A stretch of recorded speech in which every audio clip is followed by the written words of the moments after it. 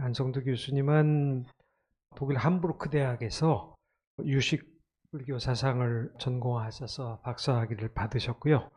귀국하셔서 금강대학 교수로 계시면서 금강대 불교문화연구소장을 지내셨고, 거기서 굉장히 HK 사업을 정력적으로 높은 수준의 불교 연구를 이끄셨었습니다. 그리고 서울대학교 철학과로 옮기셔서 한 10년쯤 계셨던 것 같은데, 사실 서울대학교에서 불교를 공부한 사람들이 산스크리트와 티베트어를 공부하게 된 것이 우리 안성도 교수님이 오셔서 처음으로 그런 행운을 얻게 됐고요.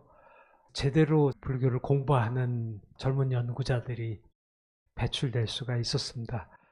굉장히 훌륭한 제자들을 많이 키우셨고, 그뿐만 아니라 학교에서 배우지 않은 사람들도 안성도 교수님과 함께 공부를 한 분들이 굉장히 많죠. 여기 젊은 연구자들은 뭐 대부분 다 안성도 교수님 영향을 많이 받았다고 할 수 있는데, 우리 연구원 연구실장 맡고 계신 김성철 교수님도 계시고, 오늘 보살 사상에 대해서 말씀을 해주실 텐데, 2008년에는 대승불교의 보살이라고 하는 굉장히 훌륭한 책을 그때 엮으셨고, 그 다음에 이제 열애장이나 유식 쪽으로 보성론, 또 보살지, 성문지, 그리고 2년 전에 육아사지론, 방대한 육아사지론까지 번역서를 이제 내셨습니다.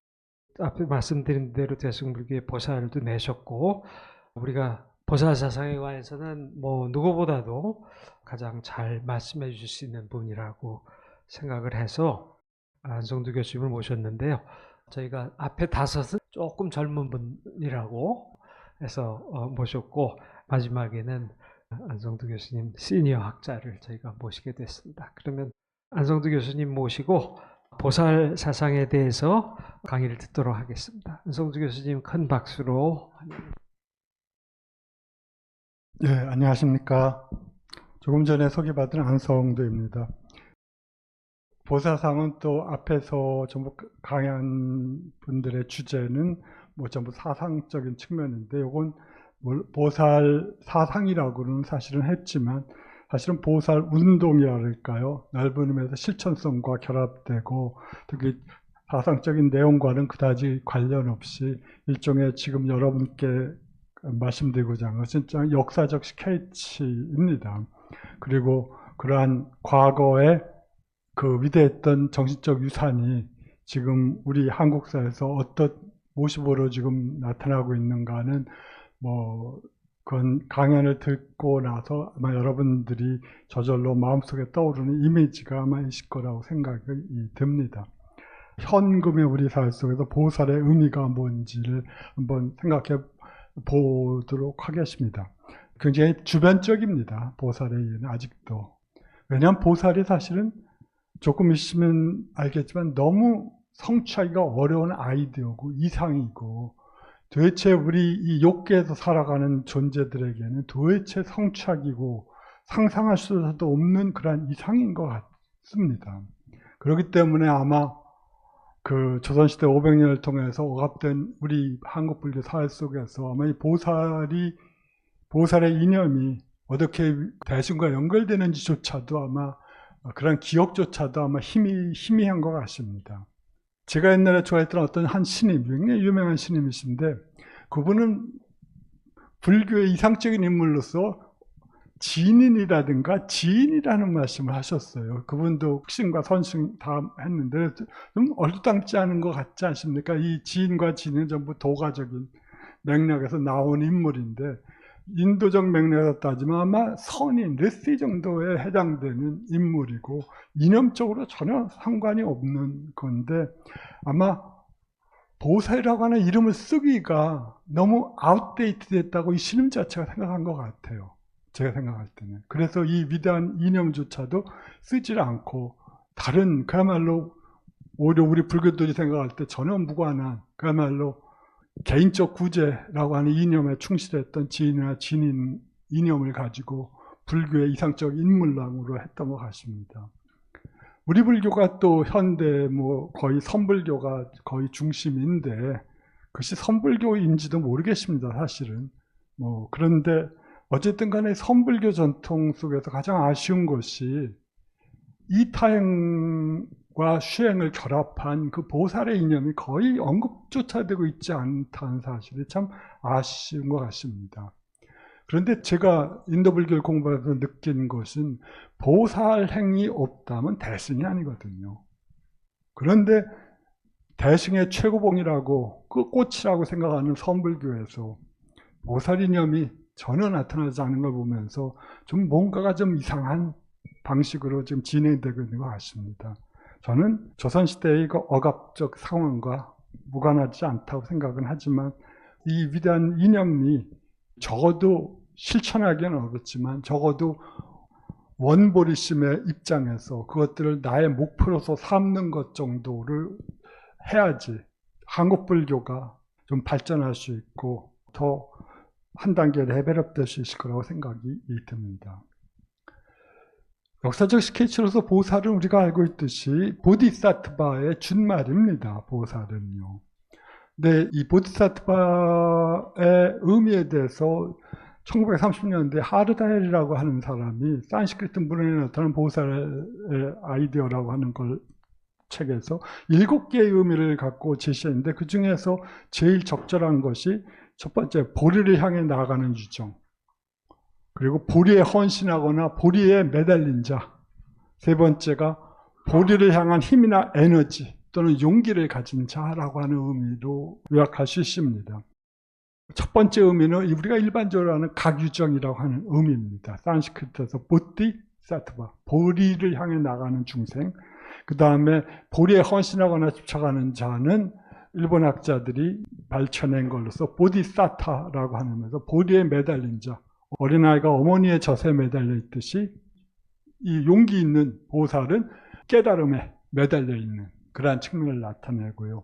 그 다음에 티베트에서 보살을 장첩센파라고 하는데 용기를 가지고 보리를 향해 나아가는 마음을 가진 자라고 하는 의미에서 이 의미에 적합합니다. 다 이러한 측면들을 다 가지고 있습니다. 근데 이 보살은 조금 전에도 이주영 스님과 약간 얘기했지만 굉장히 인도 불교의 고유한 현상입니다. 우리가 잘 알고 있듯이 혹은 배우듯이 보살은 우리가 결국은 대승의 이념을 나타내지 상고보리 하와 중생을 실천하는 인물이거든요. 그러니까 위없는 완전한 깨달음, 붓다의 경지에 이르고자 하는 깨달음과 아래로는 일체 중생을 구제하겠다고 하는 원을 동시에 실천하겠다고 하는 인물이니까 소위 인도의 다른 종교에서 찾아볼 수 없는 매우 고유한 현상입니다. 즉 어떤 점이 고유하냐? 이타성을 핵심적인 모토로 세웠다는 점이 가장 독특한 점인 것 같습니다. 저희가 대신경전을 읽어보면 그야말로 위없는 붓다와 같은 깨달음의 경지는 사실은 너무 높은 거기 때문에 사실은 그냥 경지만 제시되어 있고 실천적으로 가장 중요시되었던 것은 일체 중생에 대한 차별 없는 마음이거든요. 무차별적인 차별이 없는 생각, 평등심이거든요. 이 평등심이야말로 그리고 자신과 타인을 동일시하는 생각. 능가경의 아름다운 표현을 빌면 사르바부타 아트마부타 일체 중생을 마치 자신처럼 이라고 하는 아이디어를 가지고 했던 거니까 이것이 인도의 일반적인 종교적 풍토, 자기 자신만의 구제를 최종적인 목표로 삼았던 초기 불교를 포함한 아비달마나 혹은 다른 종교와는 전혀 구별되는 아이디어거든요.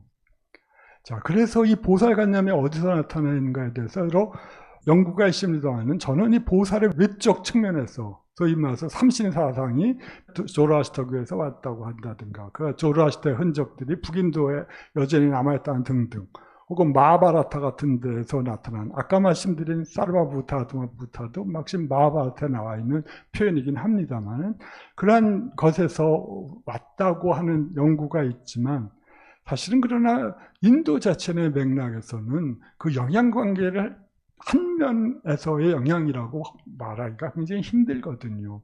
불교가 중세, 고중세 사회 속에서 인도 사상에 끼친 절대적 영향을 고려할 때 우리는 이 영향을 분명히 쌍방에서부터 영향이라고 분명히 고려하기 때문에 불교 외적 요소로서 인도 전통 사상으로부터 일면적 영향은 조금 무리가 있는 것 같습니다.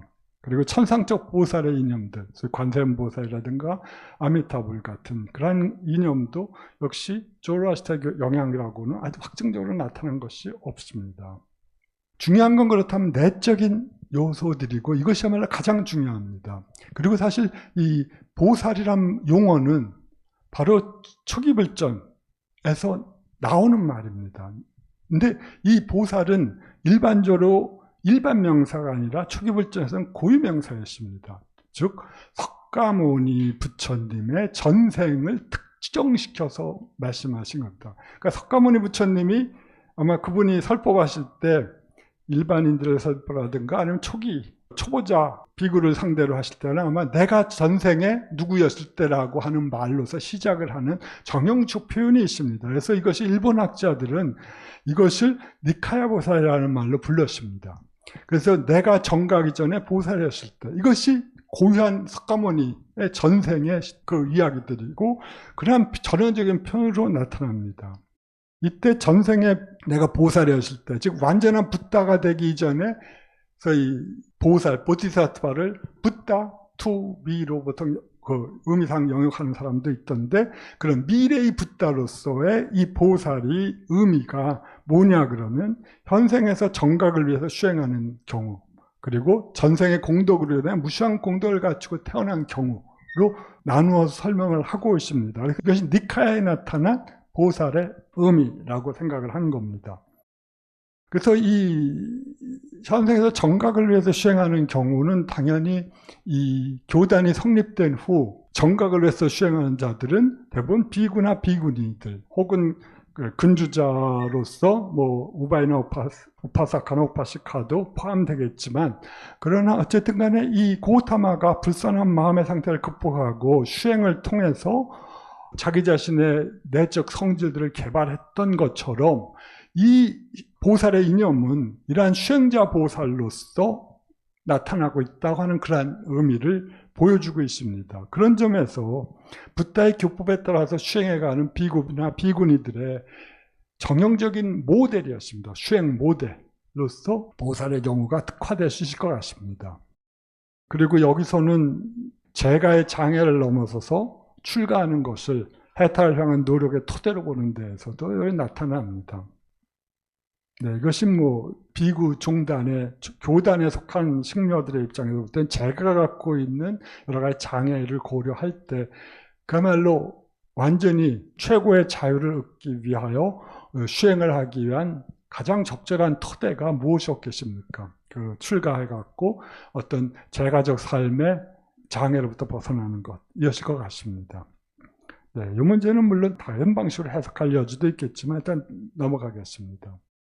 그래야 이렇게 수행자 보살로서의 니카야 보살은 적어도 대승불교의 이타성의 모델로서는 나타나지는 않고 자신의 정신적 완성을 일차적 목표로 하여 노력하는 인물로서 묘사가 됩니다. 석가모니 부처님의 모델이니까요. 뭐 저는 이러한 자리의 추구가 굉장히 존경할 만한 것이라고 생각을 합니다. 더구나 그가 불교 승원 내에서 살아가는 승려라고 한다면 더욱 그럴 겁니다. 그렇지만 이 불교 교단은 이미 석가모니 부처님 시대에 이미 많은 제가 신자들을 포함한 교단으로서 성공적으로 발전을 거듭해 왔거든요. 그러니까 제가자들에 위한 어떤 가르침들이 아마 정형적으로 필요했을 것 같습니다.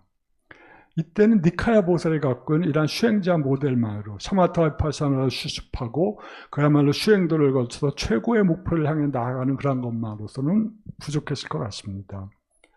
그리고 또 붓다께서 제가자들을 위해 설법하실 경우에는 당연히 식녀들과는 다른 방식으로 설명하셨을 것 같습니다. 지금 정확히 기억은 나진 않지만 대략 제가자를 위해서도 한 7, 8%의 몫이 니카야에 나타난다고 하는 그 초기불교 연구자들의 연구를 본 적이 있었는데 7, 8%에서 10% 사이가 오로지 제가자를 위한 설법이었으니까 꽤 포션이 넓어질 것 같습니다. 그래서 여기서도 이 수행자 보살이니까 여기서 나타나는 보살의 이념도 당연히 자기 자신의 정신적 완성을 위해서 노력하는 인물로서 그려지고 있습니다. 그러니까 니카의 한 구절에서는 소위 말해서 늙어감과 죽음에 종속된 보살이 이러한 죽음을 여의, 그러한 위없는 열반을 추구하는 것이 낫지 않을까 하고 생각을 하고 있다는 걸 보여주는데, 이것이 바로 니카야 전체에서 보살이 열반을 위해 출가했다고 생각하는 것을 보여주는 유일한 언급이라고 하면서도, 여기서도 대승에서 나타난 것과 같은 이타행을 위한 그러한 동기는 보이지 않는다고 말을 합니다. 즉 자리를 위한, 자기의 최고의 목표인 열반의 성취를 위한 수행자의 보살의 이념만이 나타나고 있을 겁니다.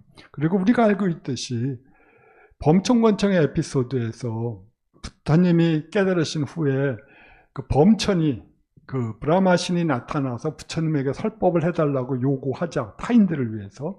그러니까 부처님이 거절하지 않습니까? 거절의 동기가 이것은 너무 어려워서 심오하기 때문에 이해할 수 없다고 하는 거지만, 이 설법이야말로 불교 전통에서는 최고의 이타행이라고 하거든요. 그러니까 부처님이 설법을 하고자 마음을 먹으실 때, 소위 우리가 알고 있는 정영구, 신과 인간의 행복을 위해서, 모든 중생들의 행복과 안락과 즐거움을 위해서 나는 법을 설하겠다라고 하는 그야말로 설법의 사자후가 나오는데, 그야말로 전형적인 이타행이고, 그래서 최고의 이타행은 이 설법이거든요, 불교에서. 즉 타인의 마음을 바꾸는 거야말로 그 이상으로 이타행은 없으니까 말씀입니다. 그런데 우리가 알고 있는 이 범천권청의 에피소드에서는 그러한 석가모니 부처님의 명백한 거부를 보여주고 있으니까 그것이 매우 주목할 만한 사실이라고 저는 계속 생각을 합니다. 그리고 오래전이지만 40여 년 전에 1980년대 저희가 인도를 여행 간 적이 있었는데, 그때 서경수 교수님이라고 우리 불원 이경 선생님과 같이 한국불교연구원을 공동으로 강연하셨던 선생님이 계셨는데, 그분이 마침 사르나시를 안내해 주신 적이 있어요. 근데 그분이 강조하시기를, 이 사르나시야말로 보드가야보다 더 위대한 불교의 성지다라는 말을 했던 적이 지금도 기억이 납니다. 왜? 여기서 불교가 시작이 되었으니까. 설법을 하지 않으셨다면 석가모니 부처님은 독각으로 끝났을 텐데, 설법을 하시면서 위대한 불교의 가르침을 통해서 중생들로 하여금 그 부처님의 가르침을 추첨할 수 있는, 그러한 경험을 추첨할 수 있는 그러한 길을 보여주셨다는 점을 들었던 것 같습니다. 매우 좋은 말씀입니다. 두 번째가 전생의 공덕을 갖추고 태어난 겁니다. 당연히 수없이 많은 극단적인 타인들을 위한 희생을 통해 석가모니는 수없이 많은 공덕을 쌓고, 그리하여 현생에서 이제 그 공덕의 정점으로서 많은 소위 말해서 퀄리파이드 된 깨달음에 적합한 신체를 갖고 태어나시지 않았겠습니까? 공덕을 가지고. 그러한 것들이 마지막 니카야에서 희유하고 경이로운 성질에 관한 경이라든가 중화함의 미중유법경 같은 데서 나타나는데, 여러 가지 성질들이 나옵니다. 제가 이것을 그냥 여러분들이 한번 읽어보시고 깨달은 이후의 경험이기도 포함되고, 혹은 그 이전의 경험도 역시 나타납니다. 이러한 심우종의 희유한 성질 중에서 명백히 정각 이전의 사건인 18번을 제외하고 크게 연대순으로 정리한 것입니다. 19와 10은 불분명하고 다만 14와 16은 부터 이후의 사건은 틀림없습니다. 자, 그리고 이러한 보살이 마야 부인의 모태로 들어가서 세상에 출현하시기 전에 도서촌에 머문다는 얘기는 모든 전승의 공통된 요소이고, 도서촌은 아마 미래의 붓다이신 미륵보살께서도 지금 머물고 계신 장소라고 대신경전은 생각하니까요. 자, 그리고 모태에 들어갈 때 대광명과 지진의 발생 등등은 일반적인 현상으로서 언급되고 있습니다. 등등. 그리고 마지막 니카야 경에서 나는 이 세상에서 가장 높고 가장 수승하며 가장 존귀하다. 그리고 이것이 나의 마지막 생이며 더 이상의 대생은 없다라고 하는, 그야말로 마지막 표현은 그야말로 아란의 사자후입니다. 나는 해야 될 걸 모두 했고 앞으로 나에게 해야 될 어떤 것도 남아있지 않다. 지금 미래의 재생은 없다는 그 유명한 말씀을 하시면데, 이것은 분명히 그가 아란의 상태, 아란은 사실 초기 불전에서 붓다의 동의어니까요. 그런 상태를 얻었음을 보여줍니다. 근데 제가 볼 때 이러한 보살의 희환 성질의 나열에서 우리가 확인할 수 있는 것은 보살과 붓다의 연속성인 것 같습니다. 즉 이러한 여러 가지 요소들 중에서 13번부터 제시된 요소들은 분명히 정각 이후에 붓다에게 속한 성질이고, 그것이 왜 정각 이전에 보살에게 이를 귀속시키는가는 좀 궁금하지만, 하여튼 이것이 하여튼 붓다와 보살의 연속성을 적어도 함시하는 것 같습니다. 하여튼 이러한 희환 성질이 왜 이 초기경전에 설명해졌는가? 아마 역시 수행적인 동기부여였던 것 같습니다. 그래서 이 아날라요는 이러한 113경하고 미중이법계에서 보이는 시각적 이미지를 많이 언급하고 있는데요. 하여튼 이러한 외적인 이미지와 내적인 수행론적 요소의 결합을 통해서 이 비구들에게 완전한 수행을 위한 동기부여가 올바로 성취될 수 있다고 생각했던 것 같습니다. 그리고 두 번째가 이상적인 모델로서의 붓다의 성격입니다. 여러 가지 우리가 이 13번 이후의 기술을 자리와 이타의 측면에서 구별해 본다면 여러 가지는 뭐 설법과 관련된 일화에서 따온 것이고 따라서 이타입니다. 반면에 나머지는 온전한 자리행입니다. 그런데 자리와 이타의 실천자로서의 붓다는 이러한 생생한 이미지들이 지속적인 영감의 원천에서 작용하는 한 위대한 스승으로서 제자들의 마음속에서 살아있게 만들 수가 있었을 것 같습니다. 매우 시각적인 이미지를 통해서 아마 이때도 비주얼라이제이션을 사용했을지 모르겠지만 적어도 이 시각적인 이미지가 이 시기에 이미 굉장히 중요하게 여겨졌던 것 같습니다. 그래서 이것들이 그러한 시각적인 이미지를 활성화함으로써 마음속에 이 부처님이 갖고 있는 위대한 공적들을 계속 머릿속에서 생생하게 그릴 수 있는 것, 그러한 영감의 원천으로서 작동하도록 하는 것이 아마 이 경의 목적이었던 것 같습니다. 그리고 여기에서는 나오지 않는 가섭불의 등장도 바로 스승의 역할이라는 맥락에서 중요합니다. 이 가섭불은 우리가 알고 있듯이 바로 전생, 우리 석가모니 이전의 붓다이십니다. 그래서 현생의 석가모니 부처님께서 가섭불 시기에 붓다가 되겠다고 하는 서원을 일으킨 것처럼, 그리고 그 결과 정가 이전의 고통아부살이 무량한 공덕의 신체를 갖고 태어나서 마침내 붓다의 상태를 증득하기 위해서 노력하여 마침내 현생의 붓다가 되셨고, 또 붓다의 행위란 결코 자리와 이타의 실천의 달인이 아닌 것처럼 그렇게 비구들에게 붓다의 행위를 본받으라고 말씀하는 게 저는 바로 이러한 그 113경이나 여러 가지 공덕을 설하는 경전의 목적이었다고 생각을 합니다. 즉 주된 목적은 제아들로 하여금, 즉 비구 승가에서 정신적 수행을 위해서 노력하는 승려들에게 동기부여를 하고, 그리고 계속적인 붓다를 위대한 스승의 모델로 삼아서 노력해라. 그럼 너도 언젠가는 깨달을 수 있다라고 하는 그런 아이디어를 계속 주려고 하는 것이 목적이었던 것 같습니다. 그리고 상자부 문화에 하는 보살 관념에 대해서 간단히 그 말씀을 드리도록 하겠습니다. 우리는 뭐 상자부 하면 워낙 소승이라고 하는 아이디어가 귀에 박혀가지고 쟤네들은 소승이야 라고 생각을 하는데, 상자부 문헌에도 초기 보살의 아이디어들이 굉장히 풍부하게 나타납니다. 대승불교는 당연히 붓다를 목표로 하고 소승불교는 아라한을 목표로 한다. 그래서 대승은 자리와 이타를 실천하고 소승은 자리만을 실천한다고 하는 것이 거의 정형화된 이 대승불교권에서 나타나 있는 생각이지만 이것도 역시 하나의 도구마에 지나지 않을 것 같습니다. 혹은 지나친 단순화일 것 같습니다. 제가 약간 고백을 하지만 80년대 태국에 이렇게 여행을 갔는데 무식이 용감하다고, 제가 불교 공부 같이 시작했을 때거든요. 이러한 도구마의 머리가 완전히 그거 돼갖고 거기 신임한테 이러한 말을 그야말로 물었던 적이 있었거든요. 얼마나 황당했겠습니까, 거기 신임들이. 자리와 이탈을 실천한다는 게 참 위대한 것이지만 어느 하나도 실천하기가 힘든 게 우리 삶인데, 그걸 교과서에 나와 있는 그걸 들은 풍을 가지고 그 스님한테 물었던 게 참 하게 생각이 되는군요, 지금도. 이 보세라고 하는 용어가 많이 나오는 것이 특히 제5부, 소위 말해서 꾸다카니카라고 불려주는 소부라고 불려지는 텍스트입니다.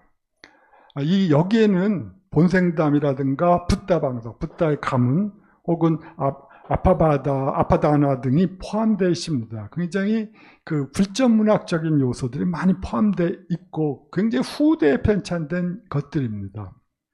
본생담은 자타카라고도 불려지는데 우리가 조금 전에 말씀드렸듯이 석가모니 부처님이 완전한 정각을 이루시기 전에 수없이 많은 생애 동안 얼만큼 공덕을 쌓았는가. 그 공덕이란 즉 자기 희생, 그러면서 우리가 보시행이라고 하는 자기의 신체를 바쳐서 타인을 구이지 않은 그런 행위를 했는가를 보여주는 그런 시도들이 많습니다.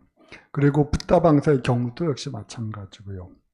이때 대신과 가장 구별되는 점은 이 상자부에서 근본불에 여러 가지 화신이 있는 게 아니라 여러 보살들이 오랜 수행을 거쳐 각자 붓다가 된다고 하는 그런 아이디어입니다. 대신과 다른 건데 여기서도 수행자 보살의 이미지가 굉장히 잘 나타나고 있는 것 같습니다. 따라서 붓다가 되기 이전의 보살들은 미래의 붓다로서 후에 공덕이 완성된 붓다가 되는 것으로서 이런 점이 법화경 등의 대신경전과 차이가 나게 됩니다.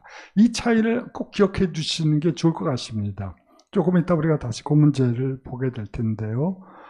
그럼에도 이 차이는 있지만 여기서도 대승불교와 같은 보살의 이타적인 열정들이 굉장히 높이 평가되고 있습니다.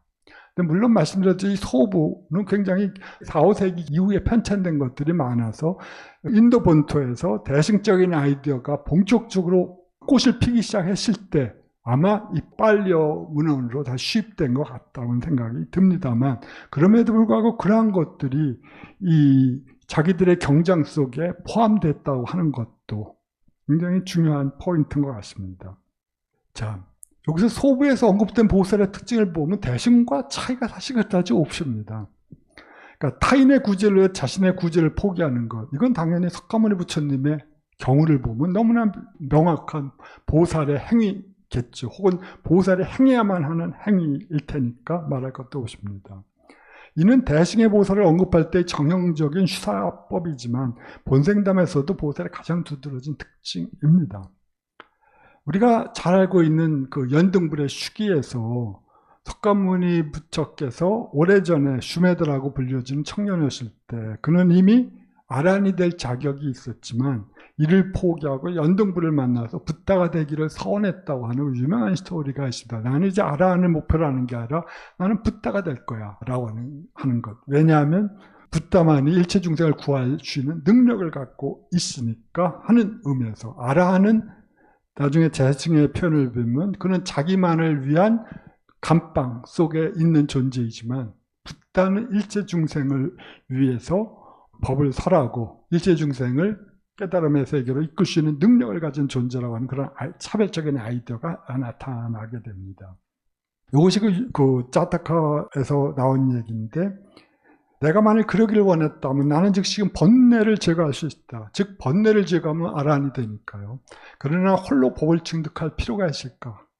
왜 나와 같은 용감한 사람이 즉 이 자신만을 구제해야 되는가? 왜 나는 붓다가 되어 천신들을 포함해 많은 이들을 구제할 거다라고 하는 선언이 그야말로 나타나게 됩니다. 그리하여 이 본생담과 그 주석서는 결국은 50여 생에 걸친 그 석가모니 부처님의 전생의 스토리들입니다. 그가 타인들을 위해서 얼마만큼 자기를 희생했는가. 우리가 알고 있는 뭐 여러 가지 아이디어들, 뭐 그가 대비라고 불려진 선장이었을 때의 스토리, 혹은 원숭이의 왕, 무리의 우두머리여서 다른 자칼의 공격으로부터 다른 원숭이들과 하고 자기는 힘이 빠졌고 죽었다는 얘기 등등의 수없이 많은 자기 생의 이야기들이 이 석가모니 부처님의 전생에서의 공덕으로서 묘사가 되고 있습니다.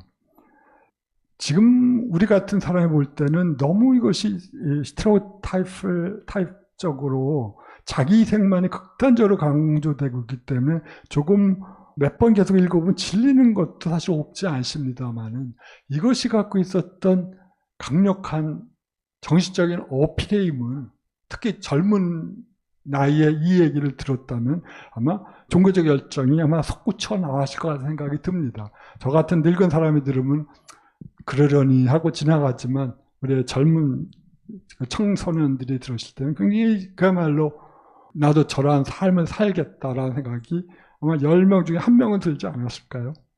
그러면 굉장히 성공이죠. 우리가 어렸을 때 초등학교 교과서에서 자타카의 12왕의 스토리를 도덕책에서 나온 적이 있어요. 굉장히 저는 인상적이었던 기억이 납니다. 이게 지금 같으면 상상조차 할 수 없는 얘기겠죠. 그런 불교적 얘기는 다 빼는 거니까. 근데 하여튼 그런 종류의 아이디어가 얼마만큼 정신적인 모티베이션을 줄 때 얼마만큼 열정적인 그러한 감흥을 불러일으켰을까 하는 충분히 생상이 됩니다. 그리고 또 붓다의 전생 이야기를 포함하고 있는 또 다른 부분이 짜리아 피타카라고 불려지는 것인데요. 이것은 매우 후대에 추가된 걸로 간주되고 있지만 여기서도 전생에서 십바라밀을 닦았다고 하는 얘기. 십바라밀은 굉장히 대승적인 요소들이거든요. 물론 여기서 십바라밀의 내용은 지금 우리가 알고 있는 십바라밀의 명칭과는 조금 다르긴 하지만 그럼에도 불구하고 바라밀의 해석은 비슷합니다.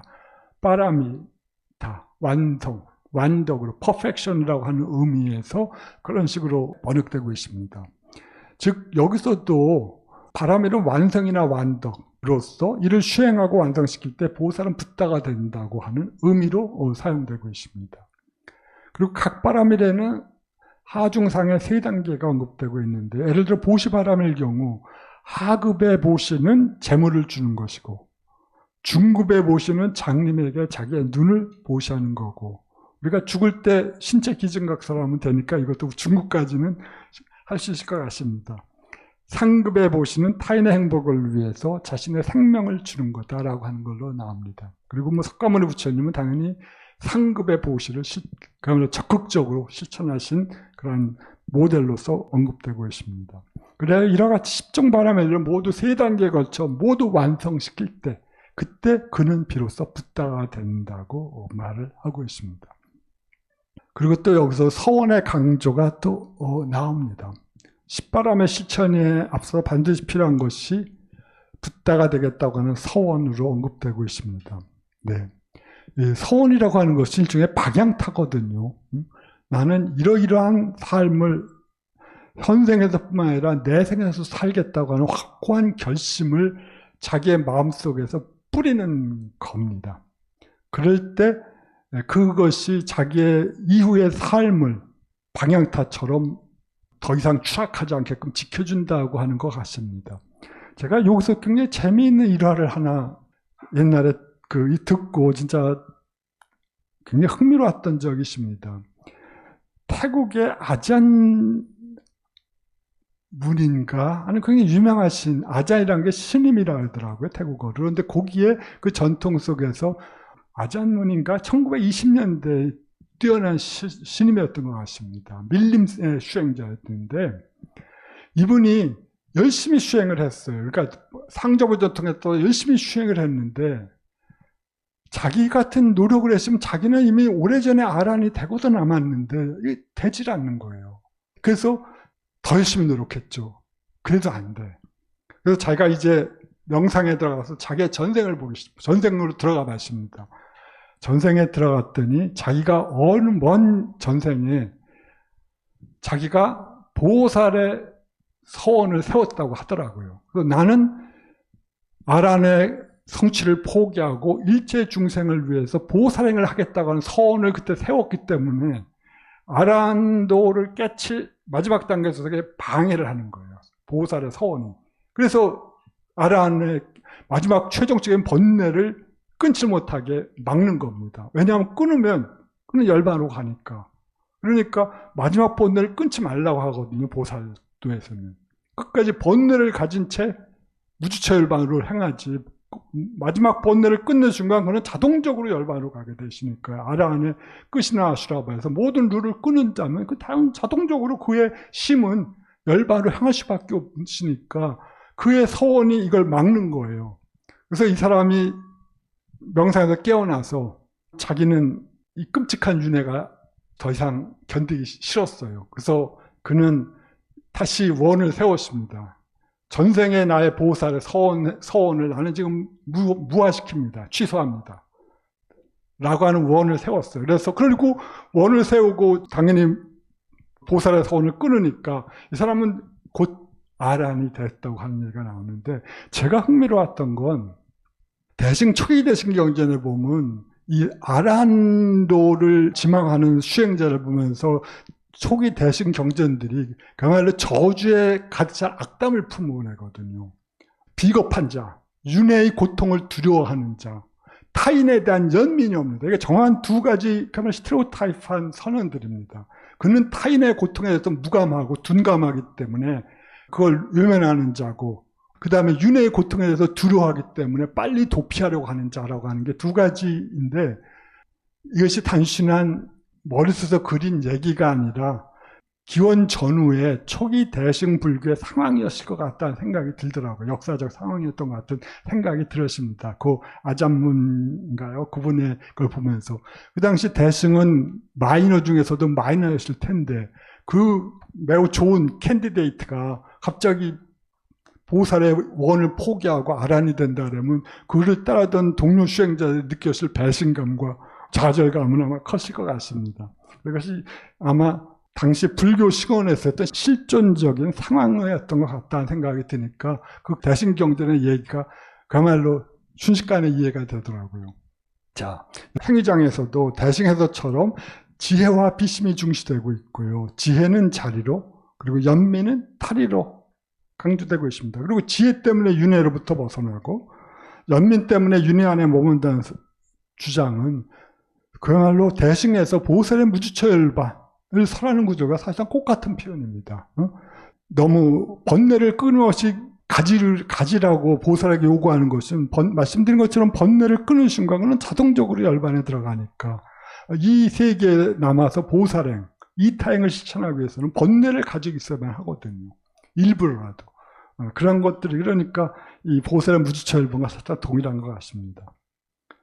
그리고 또 이 다음번 표현도 지혜바라밀에 의해서만 깨달음이 가능하기에 지혜바라밀은 다른 바라밀을 완성시키며 다른 것을 능가한다고 설하지만 동시에 보살은 비심 때문에 붓다가 되기를 결심하기에 비심은 모든 완성의 토대가 된다. 그리고 원인이 된다고 하는 주장은 사실은 우리가 샨티에바의 얘기랑 사실은 다를 게 없는 얘기입니다. 대비야말로 모든 것의 뿌리고 모든 공덕이 솟아나오는 원천과 같은 거라고 하니까요. 그리고 또 방편선교도 역시 보살의 구제 역할을 강조하면서 역시 빨리 5부, 제5부 꾸다카니카야의 행위장에서도 그렇게 설명이 되고 있는 걸 보면 분명히 대승적 영향을 굉장히 많이 받은 그 구절인 것 같습니다.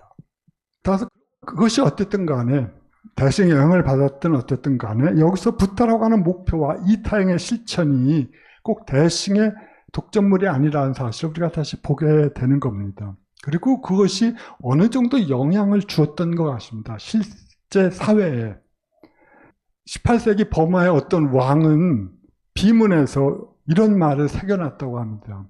나는 이런 공덕에 의해 붓다, 즉 일체지자가 될 것이다 라는 말을 새겨줬으니까 아란이 된다고 하는 말이 아니라 일체지자가 된다고 하는 것이고, 또 역사적으로 그 스리랑카를 대략 3세기 중엽에 다스렸던 이 시리 쌍가부라고 하는 왕은 보시 바람을 위해 스스로 목숨을 희생했던 예로서 자주 언급되고 있습니다. 이 사람은 신하가 쿠데타를 일으킨다는 걸 알고 스스로 내가 만약 반대해서 싸우면 많은 사람이 희생될 거다 생각해서 스스로 퇴위하고 도망가거든요.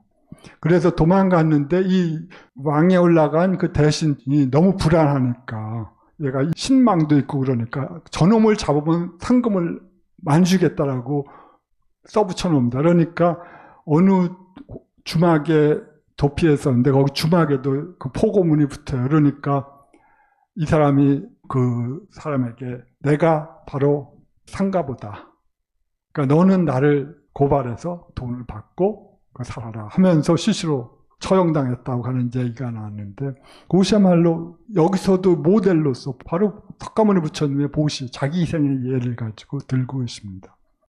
자, 그리고 이제 본생담의 보살을 저희가 보도록 하겠습니다.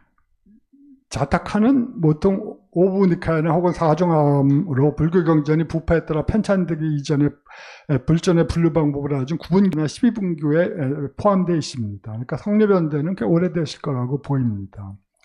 이건 대략 기원전 300년에서부터 시작해서 400년대까지 편찬되었고 약 547개의 운문개성으로 이루어져 있습니다. 그리고 후대 산문주석이 여기에 보충이 되고 있고요. 그리고 여기서는 이 자타카는 본생담 혹은 전생담이라고 말하듯이 과거세에서 세존의 죽음과 재생들 속에서 보살행과 행하기 어려운 그 여러 가지 행위들이 설명된 것으로서 비슷한 내용이 뭐 비유문학이나 마하바슈 등에서도 나와 있습니다. 그리고 이 마하바슈라고 하는 텍스트에서는 자타카에 능숙한 보살께서 붓다께서 보살행을 설하셨다고 뭐 설명을 하고 있습니다. 자타카의 내용은 역시 불교 외부의 스토리를 불교식으로 각색한 것도 있고 또 불교 내부의 일화를 편집한 것 등 다양하게 나타나고 있습니다. 하나의 불교 외부의 스토리를 편집한 것 대표적으로 예를 들어서 다샤라타 자타카 같은 경우는 라마야나를 각색한 것이고요. 그 하나의 스토리를 가지고 그 다음에 불교 내부의 일화를 편집한 것은 뭐 티티라자 자타카 같은 데서 불교 내부에서 어떤 교훈적인 목적을 위하여 이러한 일화를 이렇게 만들어 놨습니다. 그때나 지금이나 승가 내부에서 싸움하지 말고 연장자를 존중하면서 잘 지내라는 그런 스토리들이었다고 합니다. 그래서 이를 통해서 우리는 자타카의 목적이 크게 신과 공동체의 평화나 혹은 불교가 중시했던 여러 가지 개인적 덕성들을 개발하고 완성시키는 데 있다고 하는 것을 알 수가 있습니다. 또한 여기서 중요한 것들은 이 자타카의 내용에서 많은 내용들이 제가자를 위한 설법과 관련되어 있다고 하는 점입니다. 따라서 사회적이고 세간적인 행복이 매우 강조되고 있습니다. 이러한 개인적 적성과 사회적 공덕의 성취를 위해서 자타카가 요구하는 것이 바로 바람이라 실천인데, 그리고 여기서 뭐 예를 들어서 6종이나 10종의 바람일이 나열되지만 보시바람일과 인욕바람일이 가장 많이 이 자타카의 내용으로서 나타나고 있습니다.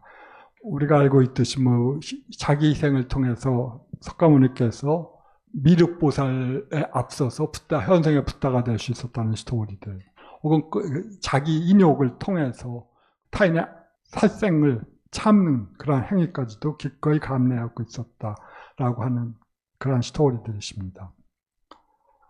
그래서 일반적으로 불교 교사에서 볼 때 보시나 지계는 여러 가지 또는 행위들은 분명히 좋은 행위들입니다.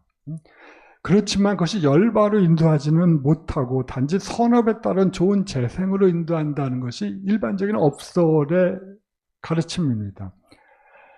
그래서 자타카는 바로 이러한 점 때문에 오히려 이런 걸 설할 수도 있겠지만 바로 그것이 완성되었을 때 다른 결과를 가져온다고 말하는데, 이 보시의 완성은 일반적인 그런 천상적인 세계에서 태어나는 것으로 끝나는 것이 아니라 보시의 완성을 하고 더 이상 어떠한 결과도, 희생에 따른 결과도 바라지 않고 그것들을 완전한 깨달음으로 회양했을 때 그때 나타나는 것은 완전한 깨달음이라고 하는 결과라고 생각을 하는 것 같습니다. 그러면 어떻게 보시 바람에 보시의 완성으로 될 수 있을까 하는 점인데, 그러기 위해서 무엇이 필요한가 하는 점입니다. 이때 우리가 12왕과 비둘기의 경우를 들어서 보면 자신의 생명조차도 다른 중생들의 행복을 위해서 보시할 때 그것이 바로 보시의 완성이 된다고 하는 겁니다. 대신 어떠한 보답도 바라지 않는 것입니다. 보답을 바라는 건 아마 이 자타카의 정신적 상황에서 볼 때는 좀 비즈니스적 태도였던 것 같습니다. 그건 업이 저절로 알아서, 업의 법칙에 따라서 저절로 해주는 것이고, 어떠한 내가 보시를 하고 인욕을 하고 그런 걸 하든 간에 그 결과에 연연하지 말고 오직 그리고 결과를 완전한 깨달음이나 혹은 일체 중생의 행복을 위해 회양하면서 나아갈 때 그 행위는 더 큰, 그야말로 헤아릴 수 없는 이자가 붙어갖고 붙다라고 하는 결과로서 나타나는 것이다라고 말을 하는 것 같습니다. 그래야 이 서사가 보여주는 것은 집착도 없이, 그리고 어떤 대가도 기대함이 없이 타인에게 자기의 몸과 자기의 장기를 포함해서 자기의 몸을 보시할 때, 그러한 보시야말로 보시의 완성이며 완전한 붓다의 상태의 증득으로 이끈다고 하는 것들을 말하고자 하는 것 같습니다. 그래서 여기에 바르후트 슈투파 같은 데서는 뭐 이것도 기원전 2세경에 지어졌다고 들었는데, 여기서도 그런 자타카 말라에 따른 스토리들이 부조되어 있고, 그러니까 굉장히 잘 알려진, 이 자타카의 내용이 당시 불교 공동체에 매우 잘 알려진 서사였던 것 같습니다. 그리고 이 산체에 있는 여기에는 베산타라 자타카가 묘사되어 있고, 또 이 도솔천에서부터의 하강 등등이, 뭐 이것은 초기불교에서도 나타난 일화지만 그런 것들이 표시되어 있고, 또 이 12왕과 비둘기의 일화들은 또 역시 묘사되어 있고, 이것들은 또 매우 애용되었던 주제이기 때문에 인도를 넘어서 다른 곳으로까지 널리 전파되었던 그러한 강력한 호소력을 지닌 스토리텔링이었던 것 같습니다. 이것이 적어도 기원전 2세기 중반에 건축된 바르후트부터 해서 자타카라고 하는 이름의 조각이 다수 존재하고, 그 이야기들은 자타카나 다른 불교 문학에서 나타나는 석가모니의 전생 이야기와 동일한 것입니다. 나아가서 이런 시도들이 불교도들의 신금을 울렸다는 것은 이를 소재로 한 벽화나 부조가 수많은 석굴사원이나 탑에 나타난다는 사실을 알 수가 있을 것 같습니다. 지금 뭐 우리가 절에 가보면 팔상성도라 해서 그걸 얘기하든지, 아니면 뭐 선사들의 그 여러 가지 스토리들이 대웅전 여기에 그거 하지만, 당시 인도 불전에서는 이것들이 아마 자타카 스토리로 되실 것 같습니다. 여러분, 불교도들이 축제에서 애들을 데리고 그쪽 절을 방문했던 그 사람들에게 그 스토리들이 얼마만큼 풍부한 스토리텔링의 소재가 되겠습니까? 그런 점에서 굉장히 애용되었던 스토리였던 것 같습니다. 12왕의 이야기는 뭐 계속 뭐 인도 는 물론이고 남인도, 중국 북유시대의 석굴에서도 발견되는 그야말로 좋은 것이고, 말씀드렸듯이 옛날에는 우리의 도덕 교과서에도 실렸을 정도입니다. 그래서 이런 종류의 서사는 출가와 재가를 막론하고 모두에게 종교적 열정을 불러일으켰던 것 같습니다. 그래서 이 자타카를 전문적으로 낭송하는 바나카, 낭송자 집단이 있었다고 합니다. 우리가 장부를 전문적으로 낭송하는 디가 바나카, 장부의 암송자도 있고, 그야말로 경전에 따라서 이렇게 암송의 전문가들이 있었는데, 이 자타카 얘기들은 특히 사랑받았던 것이, 이것들은 재미있잖아요. 이건 수행하라는 얘기가 아니고, 이것들 그야말로 스토리텔링이고, 매우 영감을 주는, 그야말로 그리고 이모션에 호소하는 스토리텔링이니까 얼마만큼 이것들이 제가자들에게 호응을 받았는가는 충분히 우리가 생각할 수 있을 것 같습니다. 훈련받은 승려들에게는 별로 그렇게 감동을 주지 못했겠지만, 그러나 당시 일반인 제가자들에게 매우 재미있고 그 다음에 종교적 열정을 불러일으킬 스토리였을 것 같습니다. 그리고 이러한 자타카 낭송자들의 존재는 다른 인도 전통 속에는 찾아볼 수가 없는 스토리였을 것 같습니다. 그리고 그 당시 기원전 시작해서 기원 후 4, 5세기경에까지 인도 불교는 거의 인도 종교 문화의 주된 위치를, 헤게모니를 차지하고 있었습니다. 실제 사회 속에서 인도 불교가 얼마만큼 많은 영향을 끼치는지는 모르겠지만, 적어도 문화적 주도권이라고 하는 점에서 분명히 인도 불교는 그 당시 헤게모니를 갖고 있었던 건 틀림없던 것 같습니다. 그리고 이 서사적 측면에서 볼 때 이것은 말씀드린 것처럼 분명히 제가자들을 위한 불교 교육의 측면들이 강한 것 같습니다. 그래서 예를 들어서 꾸르담마 자타카 같은 경우에서는 제가자를 위한 계율로서 5개를 언급하고 있고, 또 사회적 공동의 강조에서 자신에 대한 부끄러움, 타인에 대한 부끄러움을 강조하는 내용도 나타나고 있습니다. 따라서 이러한 자타카에서 적어도 많은 그 자타카의 내용들은 주로 제가자들을 목표로 해서 설명되었던 것 같습니다. 자, 이러한 서사를 통해서 우리들은 불교도들에게 붓다의 전생의 행위를 본받아 실제로 공덕을 쌓고 실천하도록 격려하는 것이었을 것 같습니다. 얼만큼 감동적이었을지는 상상이 됩니다. 옛날에 한참 유행했던 말이지만 어떤 어머니의 무릎에서 들었던 윤리교육이 그 이후의 삶을 윤리적 교육의 전부라고 하는 그러한 말을 들은 적이 있었는데, 이러한 어렸을 때 들었던 그러한 불교 교육이 아마 그의 그 삶에서 종교적 오리엔테이션을 결정하는 데 매우 중요한 역할을 아마 했을 것 같습니다. 지금이나 예나 마찬가지일 것 같습니다.